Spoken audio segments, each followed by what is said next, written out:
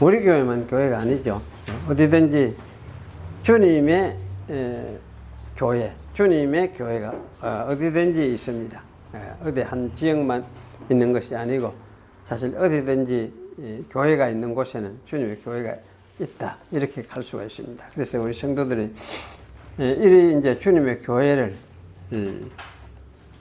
찾아서 어디로 가든지 가서 거기 또 참여하고 예배하고 그렇게 하는 것이 당연하죠.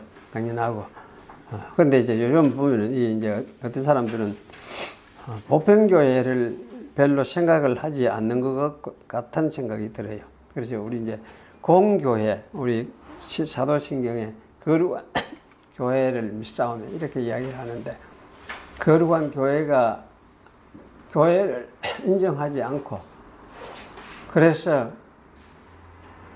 옛날에 거룩한 교회가 있었는지 모르지만은 하여튼 요새는 이런 거룩한 공교회가 없지 않느냐 이러면서 이제 교회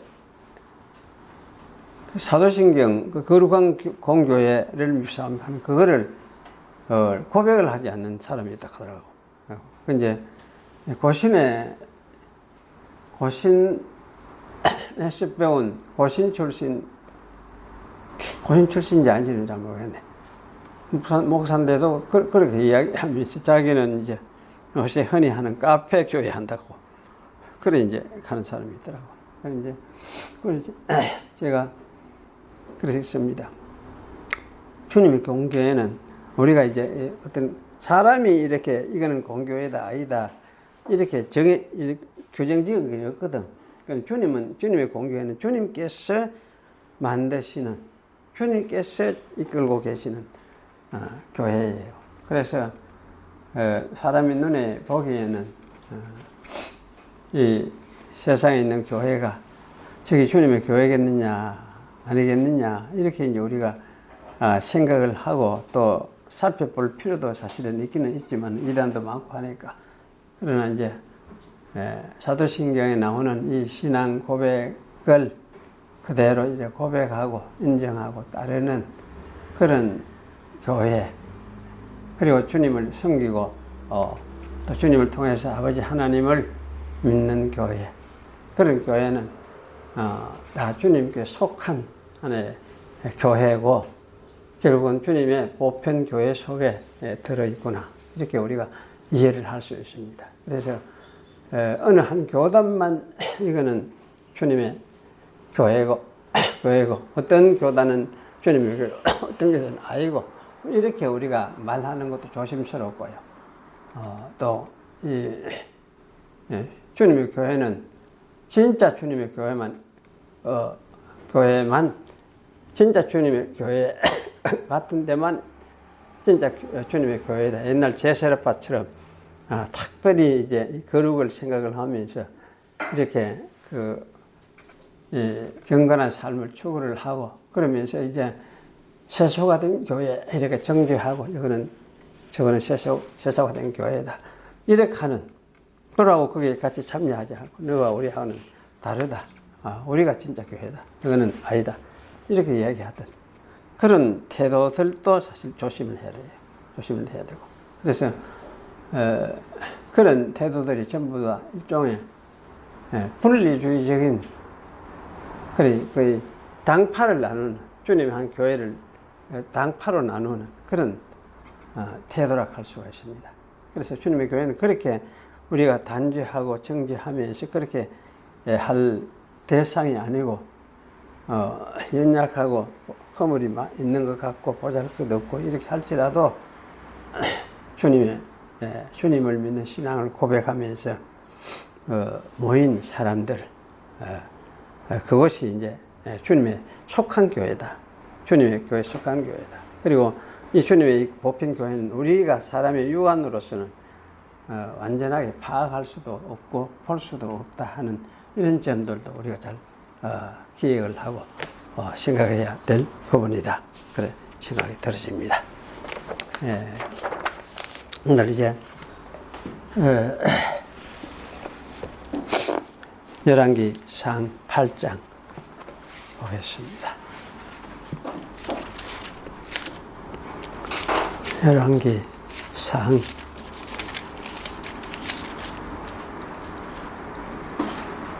8장.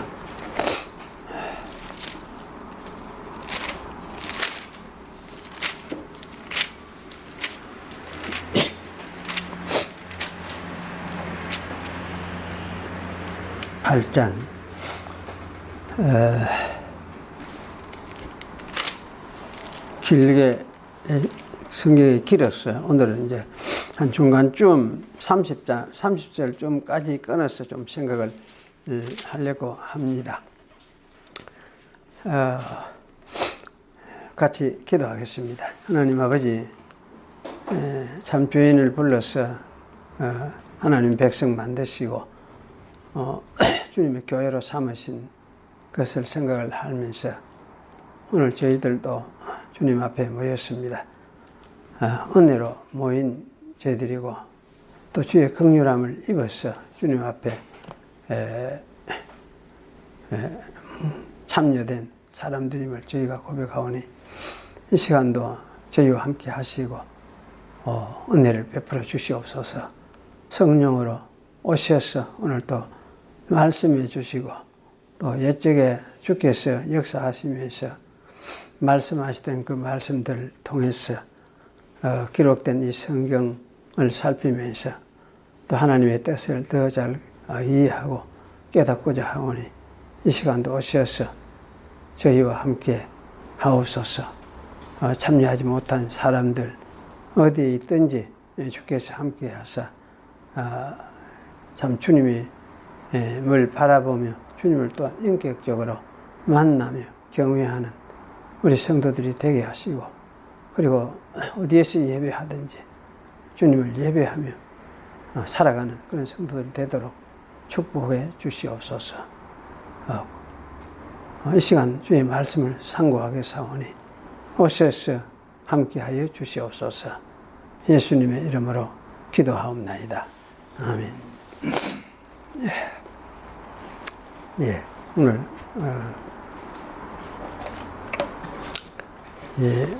열왕기서 8장 말씀은 성전 낙성식 이렇게 말을 할 수 있을 것 같습니다. 8장 맨 마지막 부분이 이제 보면은 62절부터는 성전 낙성식 이렇게 하는데 사실 낙성식은 8장 전체가 다 낙성식이라고 할 수 있죠.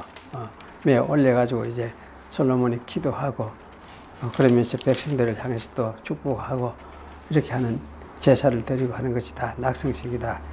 그렇게 생각을 할 수가 있겠습니다. 그래서 간단하게 요약을 하면서 우리가 말씀을 생각하겠습니다. 1절에 이제 솔로몬이 여호와의 언약궤를 다윗성 곧 시온성에 메어 올리고자 하여 이스라엘 장로와 모든 지파의 두목 곧 이스라엘 자손의 족장들을 예루살렘 자기에게로 소집하니 이렇게 말씀을 했습니다. 여기 이제 사실 솔로몬의 성전에 새로 지은 성전에 언약궤가 들어오기 전에 어디 있었느냐? 이거는 이제 다윗성에 있었죠. 다윗성에 다윗이 또 이제 자기 장막을 성전을 두기 위해서 장막을 쳐서 마련한 특별한 그 장소가 있었습니다. 그래서 거기서 이제 언약궤를 모셔두고 그렇게 했었는데 이제 거기에서 솔로몬 성전이 완공되자 거기에서 이제 언약궤를 메어 올리려고 하는 그런 것이다. 그렇게 우리가 이해를 하면 되겠습니다. 그래서 여기서 언약궤를 메어 올리는 거 이게 참 중요하죠. 이전에 언약궤를 메어 올리지 아니하고 수레에 싣고 오고 이렇게 하다가 그 사건이 난 것이 있었죠. 사건이 한 번 있었는데 사실 왜 언약궤를 이렇게 매어야 되느냐 하는데, 언약궤는 단순히 궤가 아니잖아요. 물건이 아니에요. 이제 거기에는 하나님의 임재가 상징적으로 임재가 있는 곳이라 할 수 있고, 또 하나님의 그 약속이 들어있고, 그래서 그 약속의 말씀 가운데 하나님이 계세요.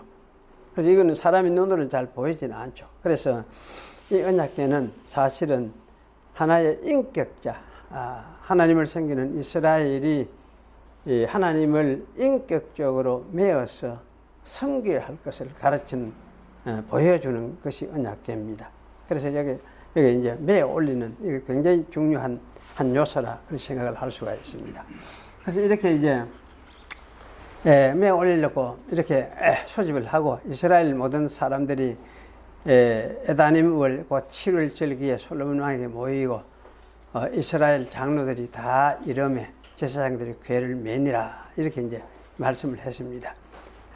그리고 이제 7절부터 들어가겠습니다. 7절에 보면은 그룹들이 궤 처소 위에서 날개를 펴서 궤와 그 채를 덮었는데,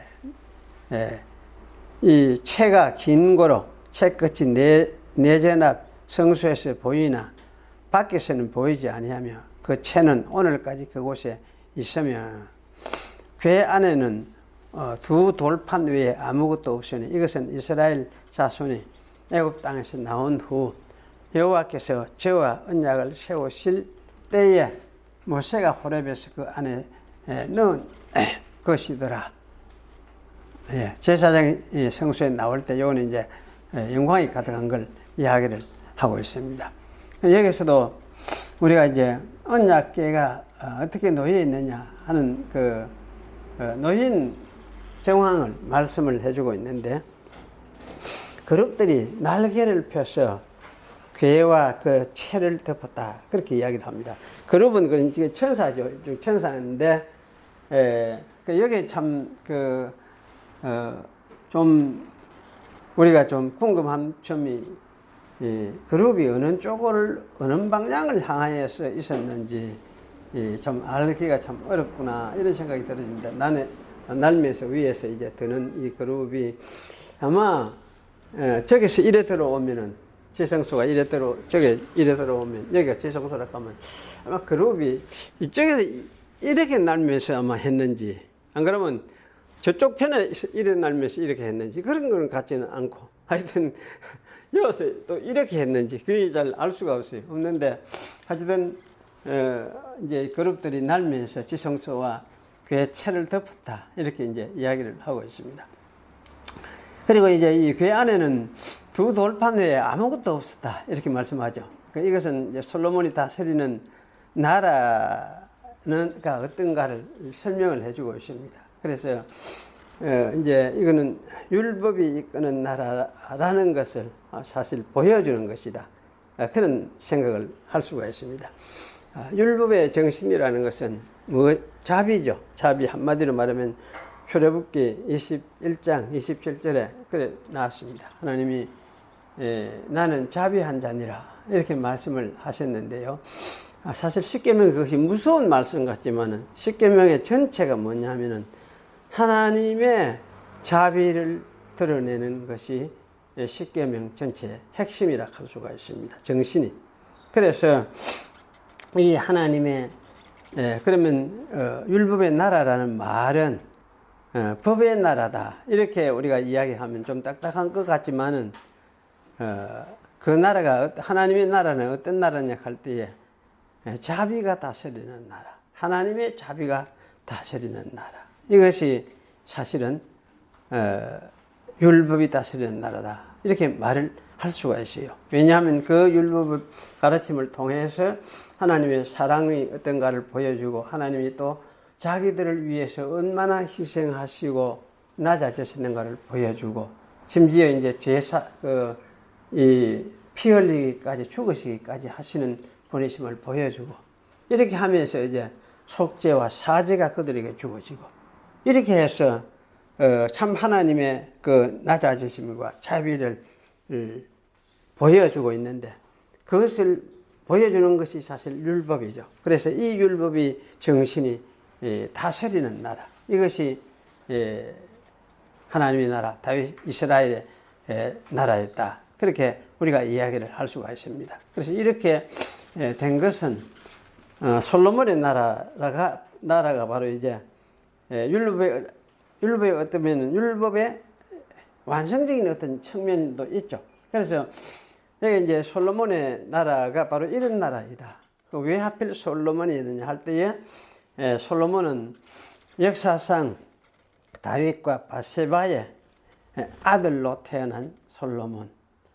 그 이제 죄가 넘쳐났듯이 넘쳐난 가운데서도 하나님의 은혜로서 그를 하나님의 아들로 삼기까지 해주신 그런 것을 보여주는 그런 것이 이스라엘이기 때문에, 그래서 하나님의 자비를 최적으로 보여줄 수 있는 인물 솔로몬이 이스라엘의 왕으로 다스림으로써 하나님의 통치는 이런 자비의 통치라는 것을 가르친 것이 사실은 가르치고자 이 솔로몬을 이렇게 왕으로 세웠다, 이렇게 말씀을 할 수가 있습니다.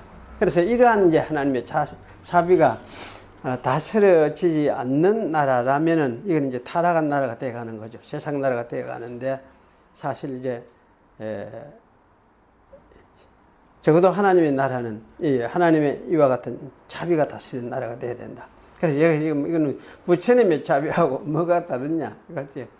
부처님의 자비가 어떻게 다릅니까? 성경이 말하는 자비하고 어떻게 다릅니까? 부처님이 자비하는 게 그런데 크게 생각해 보세요. 말만 가지고 이래 하지 말고, 부처님 자비하는 때는 부처님 자비를 하는 거는 뭡니까? 첫째, 부처님이 자비를 뭐 베푼 게 있습니까? 사람들에게 베푼 거 없어요. 아무것도 한 것도 없어요. 그저 이제 깨달음이라 하는 거지. 그럼 깨달음은 뭘 궁극적으로 깨닫게 했느냐 할 때에 그 체념이에요. 모든 것을 포기하고 모든 것을 그것에 대한 집착이라든지 이런 걸 다 버리는 거.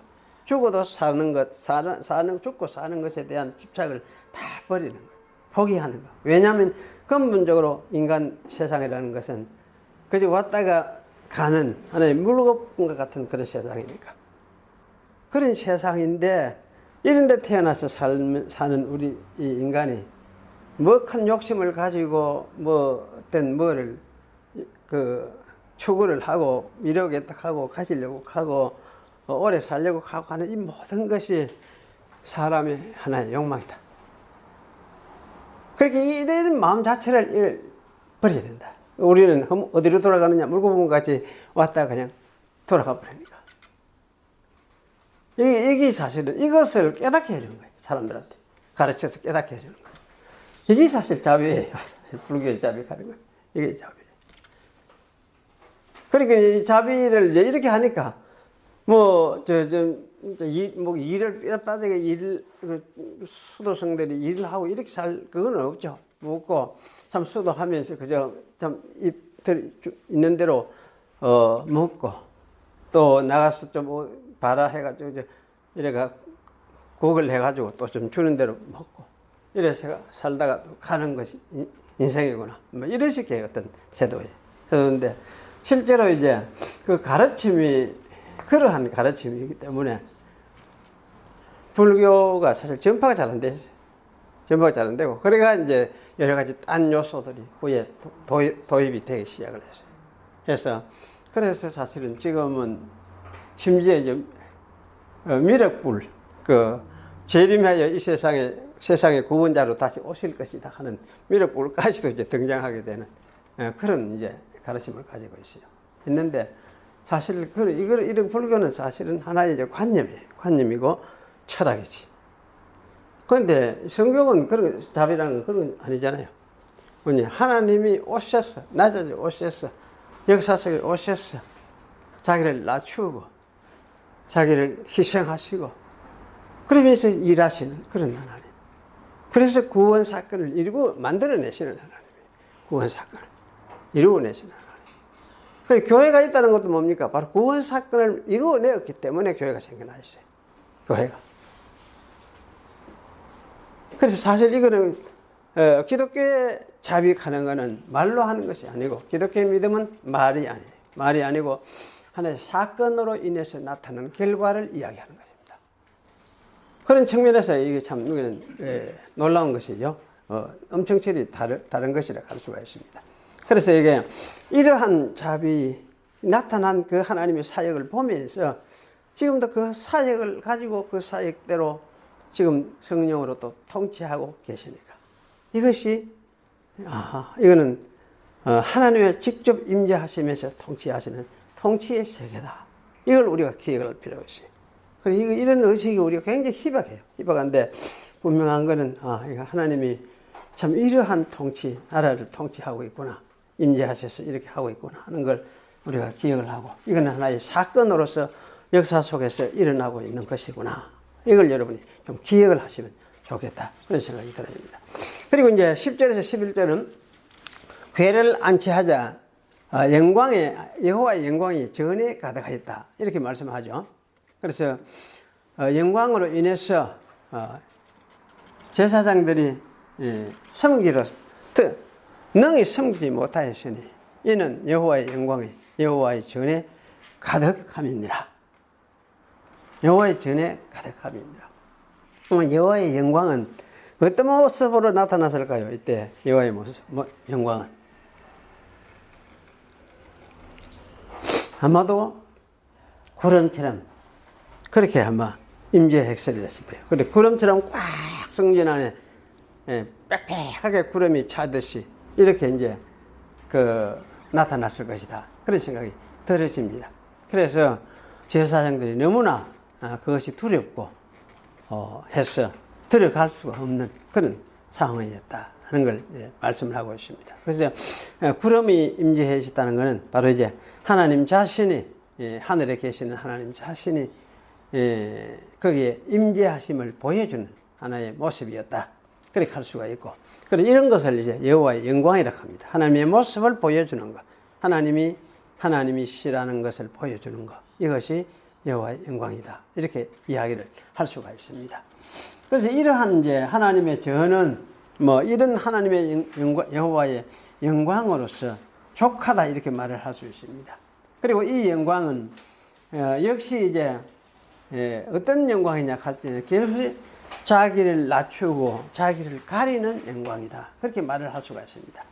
한없이 낮아지시면서 고난을 받으신 후에 이제 그 참 생명의 영생의 영광에 이르는 이름을 상징해주는 그런 영광이다. 그렇게 우리가 생각을 할 수도 있습니다. 왜냐하면 출애굽을 다 거쳐서 고통을 다 거치고 그 긴 세월 동안에 고난을 다 견뎌가면서 이끌고 와가지고 이제 성전에서 안착하게 되어지는 이러한 그 하나님의 사역을 함께 담아서 이제 임재하여 계시는 이 성전의 영광이니까. 그래서 이런 측면에서 이제 하나님의 사역을 함께 포함해서 우리가 생각을 할 수가 있습니다. 그래서 이런 모습이 여호와 하나님의 모습이다. 그렇게 말을 할 수가 있습니다. 그래서 하나님의 모습은 이 권세와 힘과 부귀를 자랑하는 이 세상적인 의미의 영광하고는 전혀 다른 것이다. 전혀 다른 것이다. 이거 여러분이 믿어집니까? 가난하고 부하지 못하고 해도 참 우리가 영광을 덧입었구나. 영광을 덧입구나. 병들고 이렇게 해도 저 사람 참 영광스러운 사람이다. 왜? 예수를 믿어서 하나님의 백성으로서 하나님의 영광이 그 속에 함께 있다. 이렇게 우리가 생각을 할 때요. 이런 것이 사실은 이제 우리 생각이 좀 바뀌어야 되는데, 특히 이제 마태복음 5장에 나오는 그 말씀도 우리 잘 기억할 필요가 있습니다. 마태복음 5장에 보면은 너희는 산위에 있는 동네다. 너희는 소금이다. 너희는 세상의 빛이다. 이렇게 하니까. 그 사람들, 보통 이제 성도들이 어떻게 생각하느냐 하면은 세상에서 빛을 어떻게 빛 노릇을 해야 되느냐 할 때, 우리가 세상 사람들보다는 잘 되고, 그래서 우리가 그 잘된 것을 통해서 빛을 증거해 줘야 되지 않느냐. 이런 생각을 해요. 세상에 잘된 것을 통해서. 사실 그건 전혀 그런 뜻은 아니에요. 그럼 어떤 사람들이 바로 그런 것이냐 할 때, 세상에서 그야말로 그 산상설교에서 말한 대로 심령이 가난하고 애통하고 하나님 앞에서 그러면서도 의에 줄이고 목마르고 또 화평케 하고 하여튼 팔복에서 가르친 그런 유의 삶을 자기 삶으로 받아들이고 살아가려고 하는 사람, 그런 자세 가진 그 모습이 뭐냐, 그것이 세상에 비치고 소금인 거예요. 그렇게 우리나라 사람들이 이 면에서 굉장히 그 혼란을 가지고 있어요. 혼돈을 가지고 있어요. 세상 우리는 세상 사람들보다는 좀 잘 살았어요. 또는 잘 떼가지고. 그래서 우리가 세상에 어떤 빛이 돼야 된다. 소금이 돼야 된다. 이런 생각을 하는 거예요. 사실 세상의 빛과 소금은 그런 것 가지고 빛과 소금 되는 것이 절대 아닙니다.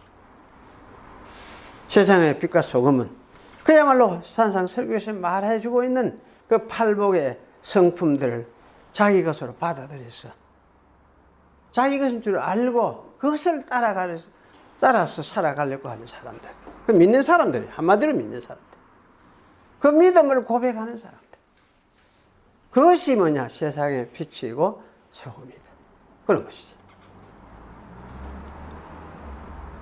그래서 사실은 이제 하나님의 영광은 바로 이런 유의 영광이라는 거.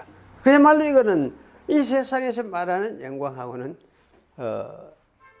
너무나 다른 성격을 가진 것이다. 이걸 여러분이 기억을 하실 필요가 있습니다. 그리고 12절에서 이제 21절 보겠습니다. 솔로몬은 언약궤를 위해서 한 장소를 마련했다고 말을 했습니다.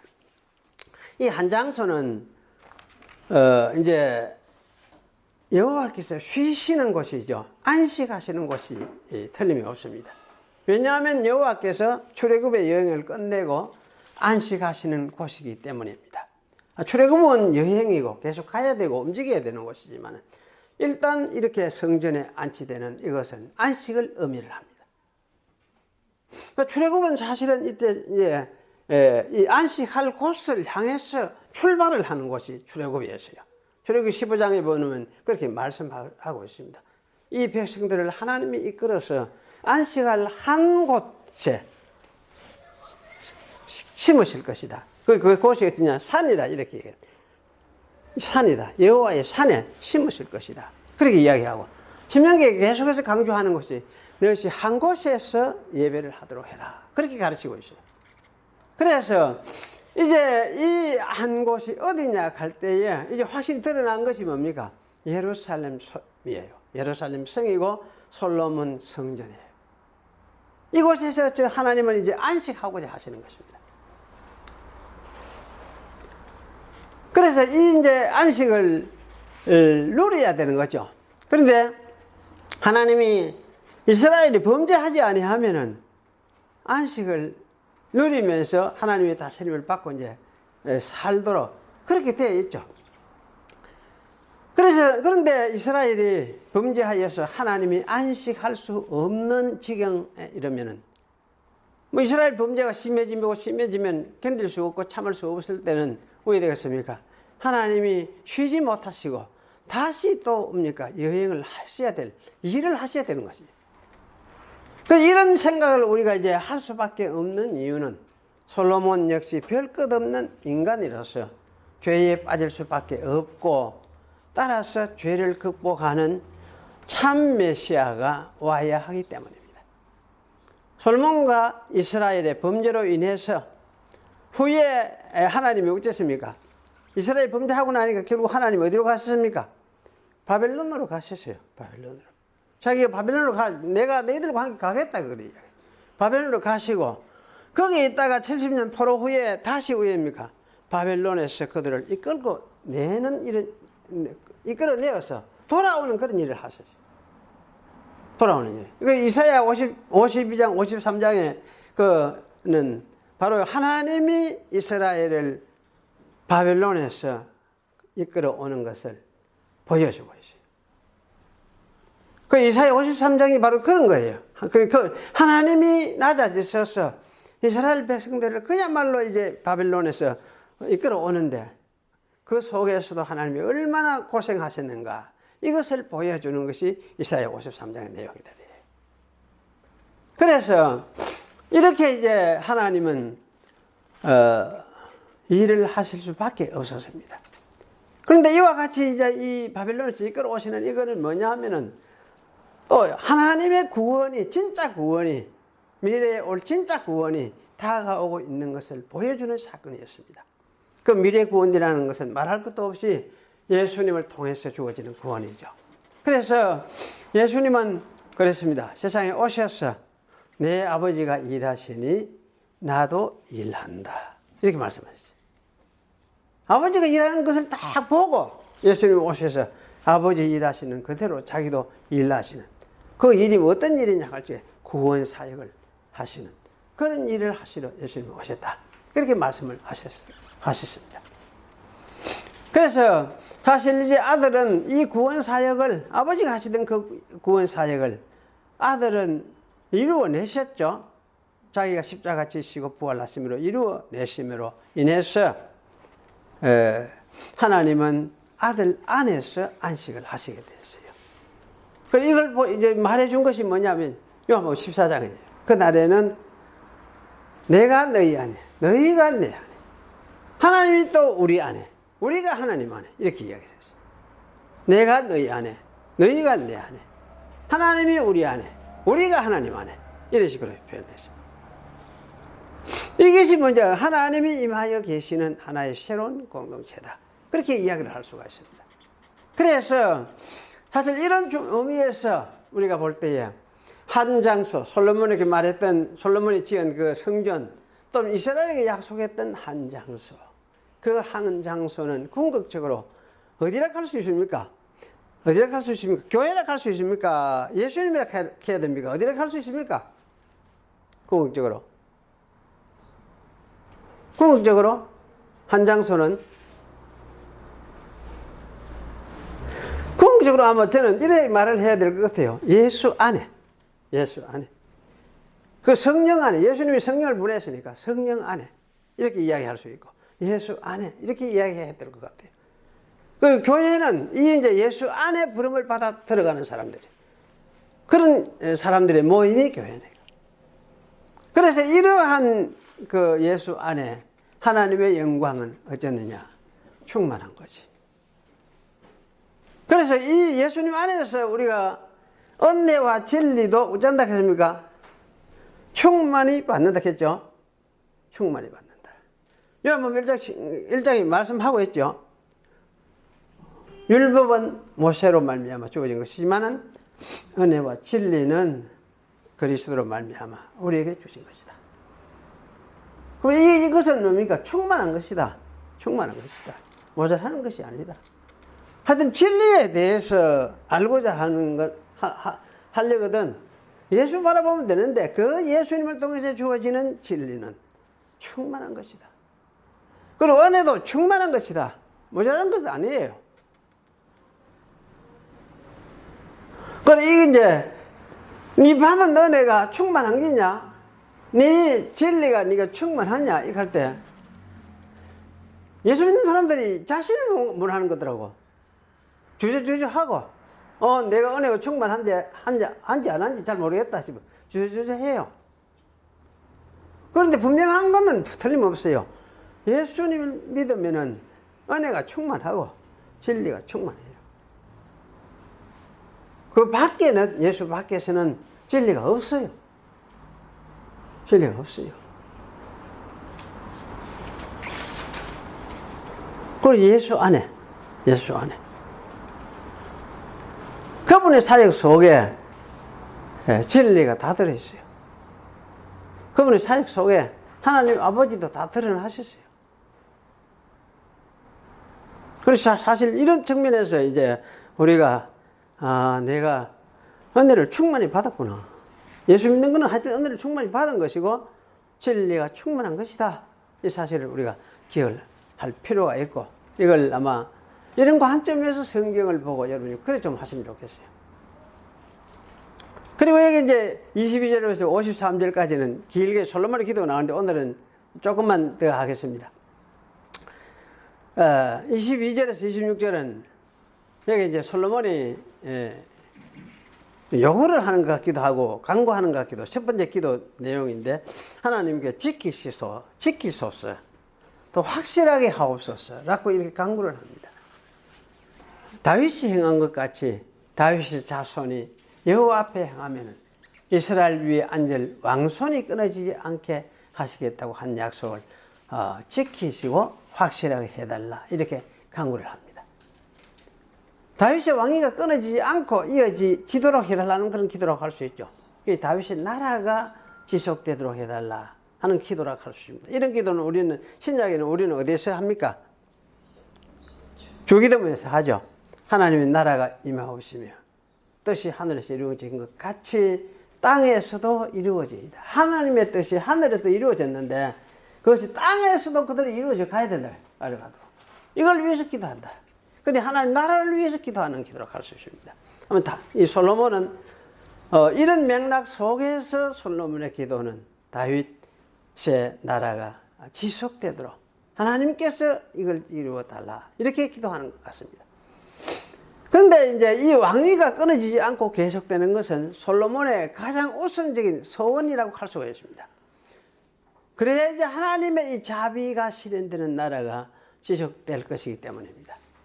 물론 왕위가 끊어지지 않고 이어지게 하는 이는 하나님이십니다.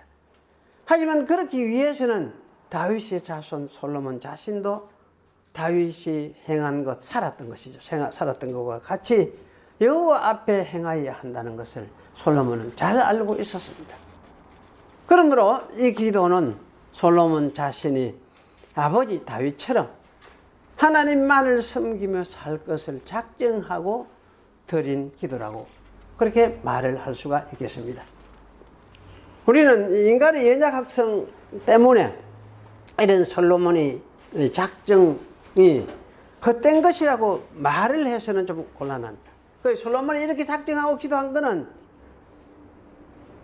옳다 이렇게 말을 해야 되죠. 왜냐하면 솔로몬이 이런 마음을 먹는 것은 자기 신뢰 때문이라기보다는 하나님을 의뢰하고 사랑하는 믿음의 마음 때문이라고 생각되기 때문입니다.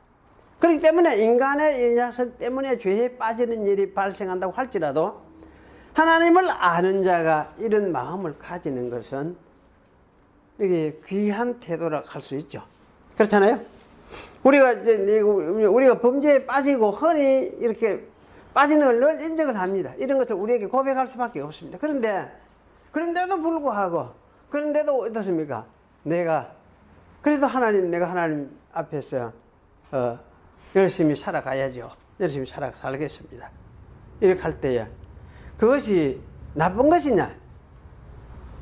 앞으로 범죄할 수 있죠. 할 수 있을지라도 그런 고백을 하는 것은 그 사람의 속에서 나오는 하나님을 믿는 믿음 때문에 나오는 것이에요. 그렇기 때문에 사실 그것을 이렇게 나쁜 것이다, 죄에 빠진 것이다, 죄에서 은혜건데 또 저렇게인데 이거하고 이렇게 조수하고 비웃을 거리가 아니에요. 믿음에서 나오는 하나님을 고백하는 마음이다. 지금 믿음의 모습이다. 이렇게 해야 되지. 그런 태도를 우리는 사실은 아마 가져야 되고, 솔로몬도 아마 이런 마음으로 하나님 이 나라를, 다윗의 나라가 지속되도록, 영원토록 지속되도록 해 주십시오. 아마 이렇게 기도했던 것 같아요. 그리고 이제 27절에서 30절을 성전의 뜻을 말해주고 있습니다. 하나님은 성전이 뭐냐면 창조 전, 곧 하늘들을 짓기 전에도 이미 계셨던 분은 틀림없죠. 그래서 하나님은 전체 있으신 전부로 계셨던 하나님입니다. 이 세상 짓기 전에, 여러분 이걸 잘 이해를 해야 돼요. 이 세상 짓기 전에 그럼 누가 계셨느냐 할 때에, 이 세상 짓기 전에 하여튼 전체로서 하나님이 계셨어요. 전체, 그 하나님 외에는 아무것도 없었어. 근데 하나님은 신으로서 전체적인 이 전체적인 존재, 세상 하여튼 전체적인 존재로 전부로서 계셨던 분이에요. 모든 것으로 계셨던 분이에요. 하나님은. 그러니까 오로지 하나님 홀로 전부로서 계시던 분, 창조 전에는 이렇게 계셨습니다. 모든 만물은 그가 창조하신 이후부터 그분 안에 존재하기 시작하셨습니다. 그럼 창조하신 게 어디에 창조하시느냐 할 때 만물 창조도 자기 안에 창조하신 거지. 영이신 하나님 자기 안에 창조하신 거지. 그러므로 하늘과 하늘들의 하늘이라도 그가 집으로 삼기에는 어떻습니까? 턱없이 모자라는 분이에요. 하늘과 하늘들의 하늘이라도. 이 말이 무슨 말인지 참 어려운 것 같은데 여러 가지 번역이 좀 차이가 나는 번역들이 있어요. 근데 어쨌든 이거는 아무리 넓은 우주라도 하나님을 모시고 담기에도 부족하다는 이야기는 마찬가지입니다. 그분은 영원하신 분이기 때문에. 그런데 이제 하늘과 하늘들, 이 우주라는 것은 뭡니까? 피조물이기 때문에 그렇습니다. 그래서 저는 이제 우주가 영원하다, 보통 이 사람들이 이렇게 이야기하죠. 무궁하다, 무한하다, 이렇게 이야기를 합니다. 우주가 무궁하다, 이렇게 합니다. 그런데 사실 저는 그래요. 우주는 무궁하지 않다. 우주는 끝이 있다. 끝이 있어요. 우주는 끝이 있어요. 누가 끝이 없는 분은 하나님밖에 없어요. 하나님밖에 없어요. 영으로서 그분의 존재는 영으로서 계시는 분이기 때문에 하여튼 우주보다 더 크세요. 그분만이 영원하신 분이에요. 영원하신 분이에요. 그래서 사실은 하나님은 우주로도 다 담을 수 없는 분이다. 이걸 솔로몬은 아마 잘 알고 있었던 것 같다. 그런 생각이 들어요. 그때 솔로몬이 우주를 알았을지 그거는 잘 모르겠습니다. 어쨌든 솔로몬의 이해는 하늘과 하늘들보다도 더 크신 하나님이심을 알고 있어요. 그래서 자기가 지은 조그만 집에 계실 수 없다는 걸 잘 알고 있었습니다. 성전 사실은 조그맣죠? 자그마했어요. 자그마한 집이었어요.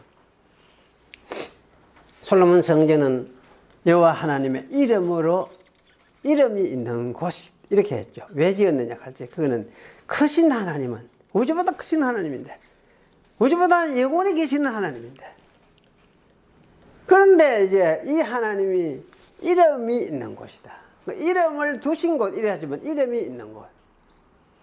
하나님의 이름이 있다는 것은 하나님 자신이 거기 있다는 말씀입니다. 하나님 대신에 이름이 있네. 하나님 자신이 직접 거기 있다, 이런 뜻은 사실 아니라 할 수도 있죠. 그런데 하여튼 하나님 자기 대신에 이름을 거기에 두었다, 이렇게 말을 할 수 있는데, 그렇다면 이름은 하나님 대신에 성전에게 둔 거죠. 그러면 이제 이거는 실제로는 뭡니까?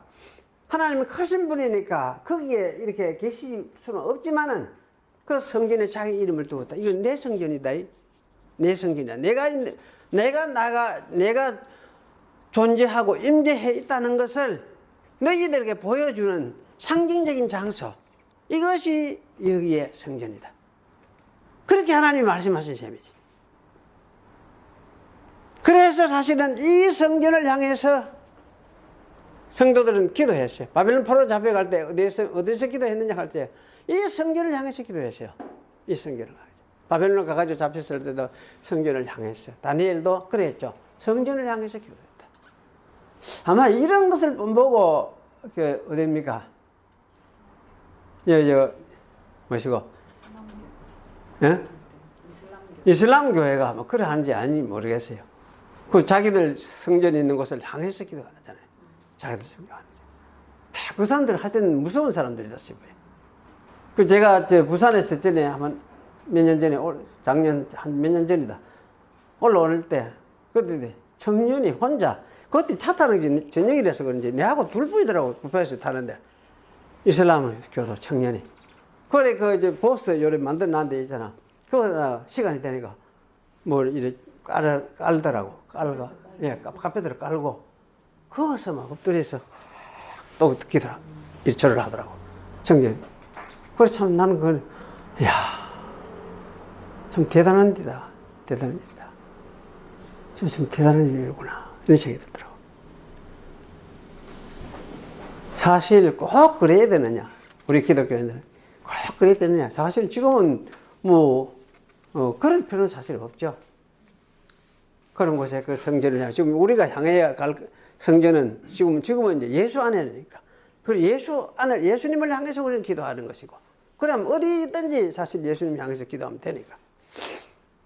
그래서 사실 이거는 이제 이때 성전이라는 것은 하나님의 임재를 이스라엘에게 상징적으로 보여주는 장소. 내 이름을 거기에 두고 너희들이 내 이름으로 거길 향해서 기도를 할 때에 내가 너희들이 날 믿는 줄 알고 내가 듣겠다 하는 상징적인 장소가 성전이다. 이렇게 이야기를 할 수 있어요. 그럼 이렇게 이제 성전이면은 뭐 지금은 성전이 있습니까? 없습니까? 지금은 성전이 무엇이에요? 있느냐 없느냐 이런 물으면 웃기는 일이지. 성전이 있긴 있지. 뭐가 성전입니까? 지금은 현재는. 그럼 예수 안에 있는 그 교회가 성전이기도 하지만은 더 1차적으로 뭡니까? 예수님 자신이 성전이고 그렇지. 교회가 예수님의 몸이니까. 그렇게 예수 안에 있는 이걸 이어가는 성령이 사실 성전이라고 할 수 있고 성령의 전이다 이렇게 할 수도 있고 성령이 우리 안에 계시니까. 그래서 사실은 이런 측면에서 이제 우리가 생각을 하면은 성전 이런 물질적인 성전, 돌성전, 뭐 검으로 치기도 사실 그거는 성전이라고 할 수 있습니까? 그건 성전이 아니에요. 그건 성전이 아니에요. 누가 성전이냐 할래? 적어도 보이는 하나님을 믿는 백성들이 성전 예수님의 몸이고 그것도 백성들을 다스리고 이끌고 계시는. 그러면 뭘 이끌어서? 예수님이 성전의 머리라 할 수 있죠. 교회는 예수님은 머리니까 성전이고 또 무엇을 통해서 예수님께서 자기 백성들을 이끌느냐 할 때 성령을 통해서 이끄시고 그래서 사실은 예수님 자신 안에 하나님의 성령이 계신다. 예수님 안에 하나님 아버지가 와 계시니까. 그래서 지금은 사실은 이제 이 물질로 돌, 나무 뭐 이런 거로 가지고 지은 성전 이거는 그냥 예배당 예배하기 위해서 사용하는 하나의 집이지 그 자체가 성전은 아니다. 이걸 명료하게 이해할 필요가 있어요. 그런데 우리 한국 교회는 아직도 특히 장로교회에서 왜 이게 분명하지 않으신지 모르겠어요. 장로교회에서. 그래 아직도 이 보이는 집 건물 이걸 가지고 성전이다. 아마 이런 것을 이렇게 말하는 것을 내버리지 못하고 있는 것 같아요. 내버리지 못하고 있는 것 같아요. 사실 명료하죠. 명료한데. 그래서 어떤 분은 사도행전에 보니까 예루살렘 그것도 성전이라 했더라. 근데 그때는 이스라엘 백성들이 성전에서 예배하는 곳이니까 그 성전이지. 성전이라고 한 거지. 그때 그 예수님 후에 사도행전에 나오는 성전 그거 본받고 그거 가지고 지금 우리도 성전이라 이렇게 말해도 된다. 이렇게 말하는 건 절대 아니잖아요. 그래서 그런 측면에서 우리가 이제 잘 이해를 할 필요가 있습니다. 그래서 참 저는 이걸 살피면서 왜 이스라엘 성전을 그렇게 보잘것없이 사실은 조그만 건물로 지었을까 이렇게 생각을 해볼 때에 그때 그 성전 그거는 실체가 아니기 때문에 다 무너져 없어져야 될 것이기 때문에 사실 크게 지어놓으면 무너져 없애면 왜 되겠습니까? 치워야 될 일만 쓰레기만 많아지는 거지. 요새 이거 똑같잖아요. 교회도 크게 지어놓으면 이거는 쓰레기만 많아지는 거예요. 그렇게 우리는 이제 사실은 교회가 사람이 많아져 가지고 크게 짓는 거 그걸 요구해야 하겠습니까? 그런데 저는 좀 커지면 좀 나눠보고 좀 이래 하고 이렇게 해서 사람이 하나님의 성전이고 또 예수님 안에 있는 교회가 하나님의 성전이지. 건물이 사실 성전은 아니라는 거. 이걸 우리가 명백하게 좀 구별할 수 있도록 돼야 되겠다. 그런 생각이 들어집니다. 기도하겠습니다. 그리고하신 하나님 감사합니다. 오늘도 주님의 말씀을 우리가 함께 생각하면서 우리 자신이 하나님이 거하시는 하나님의 성전 되었음을 우리가 다시금 되새겼습니다. 예수님을 믿어서 예수 안에 부름을 받아 예수 안에 들어오므로 저희 또한 예수님의 영광을 덧입어서 성전으로 지어져 가는 그런 백성 된 것을 감사합니다. 이 신앙을 마음에 잘 새기고 예수님 안에서 참 성전의 옛 성전, 돌과 나무로 지은 성전에 매였던 그런 신앙이 아니라 예수 안에서 예수님을 사랑하고 즐거워하며 주님이 주시는 자유를 누리면서 살아가는 그런 복된 우리 성도들이 될 수 있도록 축복하여 주시옵소서. 예수님의 이름으로 기도하옵나이다. 아멘.